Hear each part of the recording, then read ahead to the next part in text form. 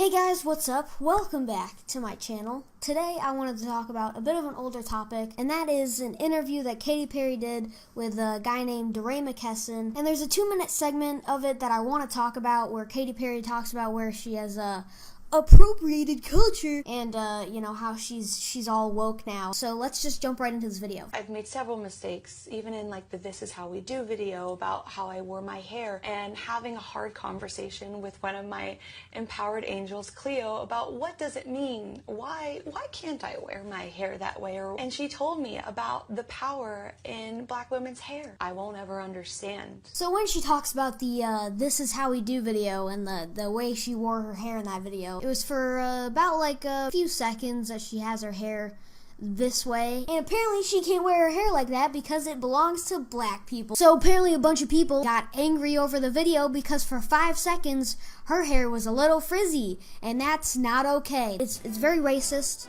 and it's an extremely important matter that we should all be worrying about. Vote me for president in 2020, because as president I will take care of issues such as these, which are the real racial issues we should be talking about and tackling. And of course the main people that get angry about this stuff is white people that are trying so hard not to be racist that they're coming off a little racist. When you try to protect other races and cultures so much, you kind of come off as, oh, well, I gotta go protect them and stand up for them because they can't stand up for themselves. Really? You don't have anything a little more fucking important to worry about than a pop star's hairstyle that they wear for 5 seconds in a fucking music video? Katy Perry. Frizzy hair. Katy Perry. Well, of course they don't criticize anything that's actually important. Of course they go for these little petty things, because if they were to go tackle the real issues, they might actually have to use their brain. The point of this Is How We Do music video wasn't to call black people fucking porch monkeys. It was to show off a bunch of different hairstyles. She wanted to respect this hairstyle because it looks cool. She wore it for 5 fucking seconds. It's just a hair. It's just a fuck. And this guy, DeRay McKesson, that's interviewing her, the whole interview, they didn't add anything to the conversation. He just did the interview probably just to get some fame, to be honest. The whole idea of cultural appropriation is fucking stupid. That's the whole way new art and new culture forms, by different people borrowing different ideas from each other. And even in, my intention to like appreciate Japanese culture, I did it wrong with a performance. Let's just show you the performance. The AMAs. Yeah, she's just in this geisha outfit. I don't really think it's racist. I mean, she's not eating a cup of ramen noodles like ching tong bing bong. Listen, I look through the comments, and you kind of get a gist of the people who are actually worried about cultural appropriation. Coming from a Chinese descent, I don't think her outfit has any problems with it. So then you start realizing who cultural appropriation is actually a problem towards. It's white people, but the other cultures and races themselves don't actually care because they acknowledge it's not a big deal and people can borrow other cool things from each other as long as they're not mocking it. It's just the white people that get their panties in a twist and they want to seem like activists and they want to seem woke, but they don't actually have they can't actually put in the effort and brain power to actually go and join a real movement and actually put in some effort to make a difference in the world. And then there's this whole argument that, oh, when black people, wear a certain hairstyle or clothing, it's considered trashy. But when, white people do it, it's considered high fashion. And that argument is total bullshit nowadays. Do you see the whole pop scene right now? It's mainly black artists and black rappers that are mainstream on the top of the charts and get played on radio. Actually, when white people try to, impersonate their kind of style, it's considered corny and cheesy and cringy.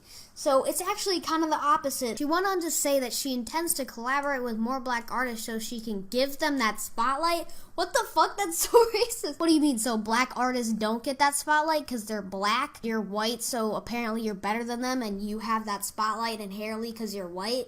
What the fuck are you talking about? Yeah, haha, I'm like, this is like a poor African kid that can't do anything for themselves, and I'm helping them out because they're black, and that means they're powerless. All these other people are like legendary and way more famous than you.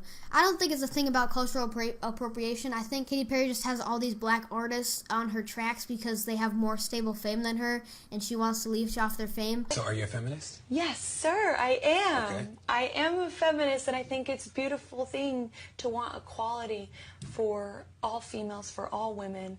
Yeah, I know I'm fucking amazing. I'm a feminist. I'm woke as fuck. I'm like not cultural appropriate. You do. And you know, if you could get on your hands and knees right now and suck my dick. I mean, we already know Katy Perry isn't really the sharpest tool in the shed based off her interview with Neil deGrasse Tyson. Is math related to science? Most people who could be born will never be born, will never even exist.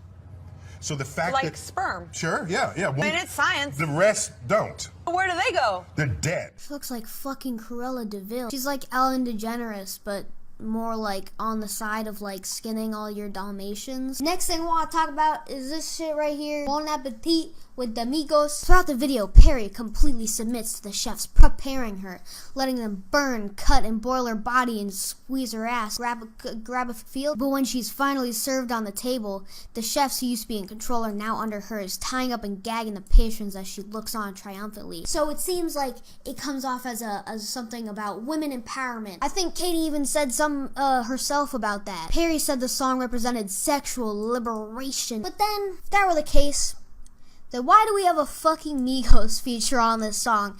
Out of all people, you chose the Migos. I don't know if you know who the Migos are, but they made Bad and Bougie. My bitch is Bad and Bougie, cooking up dope with the Uzi. I don't think he's talking about women, because, you know, Migos respect women, of course. I think he means that his dog is cooking crack for him. Two bitches, just National Smash Day. Yeah, I think he's just talking about, like, throwing his dogs against a wall. When I'm on that stage, show me them boobies. Hey! So as you've already seen, the Migos heavily respect women, and it's obviously an appropriate choice for a song about sexual liberation. So let's just look at the lyrics for the song. Got me spread like a buffet, bon appetit. Ooh. Got me spread like a buffet. Okay then, you know, could you be just a little more fucking subtle about that? Could you just be a little more subtle than literally just saying, spread me on a fucking dinner table and eat my ass? Then the Migos verse, when that comes around, ooh, true sexual liberation, empowerment for females. Grab her legs, now divide, make her do a donut while she ride. Okay, sweet tooth, no fairy, whipped cream, no dairy. Okay. Well, it's apparent that they're not talking about eating a nice ice cream sundae in the song, if you know what I mean. Whipped cream, no dairy. Sexual liberation? Do you mean eating big black succulent? So, you know, somebody else produced the song, wrote the lyrics, did the video, so really all she did was use her mouth to sing, that is, but it's evident for other things, too. What that mouth do, girl? What that mouth do, Katy Perry? 3 black dudes and a white girl. What does this sound like to you? So, yeah, I think we can conclude that Bon Appetit is about the Migos busting a nut. Hope you enjoyed. It's probably weird, but hit that like button. Make sure to subscribe, because I'll be uploading regularly in the summer. Also follow me on Instagram. I have an Instagram.